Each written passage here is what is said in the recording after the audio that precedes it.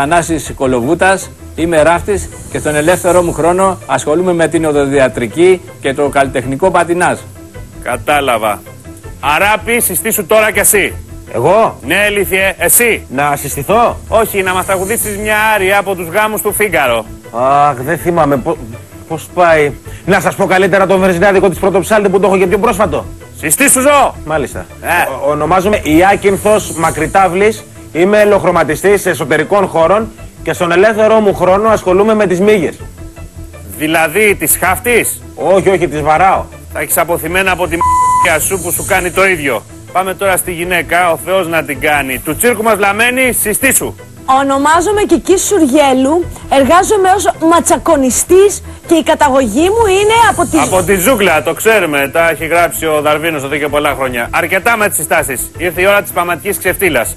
Τους κανόνες τους ξέρετε και αν δεν τους ξέρετε, δεν νομίζω ότι μπορείτε να τους μάθετε. Οπότε ξεκινάμε με την πρώτη ερώτηση που θα προσπαθήσει να απαντήσει ο βλαμμένος που ακούσει το όνομα Θανάσης. Λοιπόν, Θανάση, πες μας ποιος πιστεύεις πως θα διαδεχτεί τον Κώστα Σιμίτη στην αργία του Πασόκ όταν αυτός αποχωρήσει? Ο Γιώργος Παπαντρέου. Είπαμε να είσαι ηλίθιος, αλλά όχι έτσι. Αυτός δεν μπορεί να ξεχωρίσει δύο γαδιουριών άχυρα, όχι να ηγηθεί του κόμματος. Η σωστή απάντηση είναι ο Ευάγγελος Βενιζέλος. Πάμε στον Ιάκυνθο. Ιάκυνθε, πες μου δύο Έλληνες πρωταθλητές του στίβου, έναν άντρα και μια γυναίκα που θα πρωταγωνιστήσουν στους ερχόμενους Ολυμπιακούς στα 200 και στα 100 μέτρα αντίστοιχα. Ο Κώστας Κεντέρης και η Κατερίνα Θάνου. Σωστά! Με εκπλήσεις, Ζωντόβολο. Εσύ, ηλίθεια τώρα. Σε ποιο κανάλι παρουσιάζει ειδήσεις ο Νίκος Χατζηνικολάου? Στον Α. Το πιο πιθανό να τις παρουσιάζει στο Α του Κεντάβρου. Στο Μέγκα, ηλίθεια. Άκου Χατζηνικολάου στον Α. Ας γελάσω. Πάμε πάλι στον ηλίθιο με την πλούσια χωρίστρα. Για πες μας, κοπίτουρα, τι επάγγελμα κάνει ο Νίκος Μουρατίδης? Δουλεύει στην τηλεόραση σε reality show. Η βλακεία στον έχει όρια. Ο Νίκος Μουρατίδης είναι ένας αξιόλογος παραγωγός και από όσο ξέρω, τα reality είναι να ταυτίζει δεν θέλει. Αλλά τόσα ξέρεις, τόσα λες. Επόμενος ηλίθιος. Για πες μας εσύ, σε ποιο κόμμα ανήκει ο Ανδρέας Ανδριανόπουλος? Στο Πασόκ. Ναι, και η Ισμήνη Καλές είναι από τα φαβορί για τα φετινά Όσκαρ. Μένει να τον έστω τόσο βλάκας. Το σωστό είναι πως ο Ανδρέας Ανδριανόπουλος δεν ανήκει σε κανένα κόμμα. Άντε να δούμε τι άλλο θα ακούσουμε. Σειρά της βλαμμένης τώρα. Η ερώτηση είναι αθλητική. Πες μου το τερματοφύλακα Ολυμπιακού. Νικοπολίδης.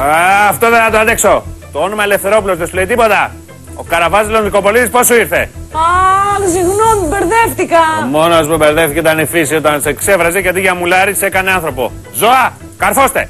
Αγαπούλες μου, και τι δεν ακούμε σήμερα από τα τρία κτίνη που έχουμε στην εκπομπή μας. Μας είπαν ότι ο Γιώργος Παπανδρέου είναι αρχηγός του Πασόκ. Ο Νίκος Χατζηνικολάου παρουσιάζει το δελτίο ειδήσεων του Α. Ο Ανδρέας Ανδριανόπουλος είναι βουλευτής του Πασόκ. Ο Νικοπολίδης είναι τερματοφύλακας του Ολυμπιακού. Τέτοιοι στούρνοι δεν έχουν ξαναπαρουσιαστεί. Κανονικά θα έπρεπε να τους δείξουμε στο λάκκο των Λεόντων. Το λιγότερο που μπορούμε να κάνουμε είναι να τους διώξουμε με τις κλωτσές και τους τρεις. Να ακούσουμε όμως τι θα πει και η Στρίγκλα. Ζώα, δεν έχω άλλη επιλογή. Το μόνο σωστό που είπατε βόδια είναι ότι Κεντέρης και Θάνου θα πρωταγωνιστούν στους ερχόμενους Ολυμπιακούς στα 200 και στα 100 μέτρα. Πάλι καλά που δεν είπατε τούβλα ότι θα κατηγορηθούν για το παρισμένοι. Το μπου και τρεις!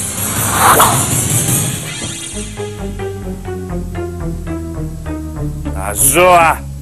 Ήταν ικανά να πούν να τους ρωτούσα ότι κάνω σαπουνόπερα απέναντι από το φόσκολο. Το μπου και εγώ! Happy birthday to you.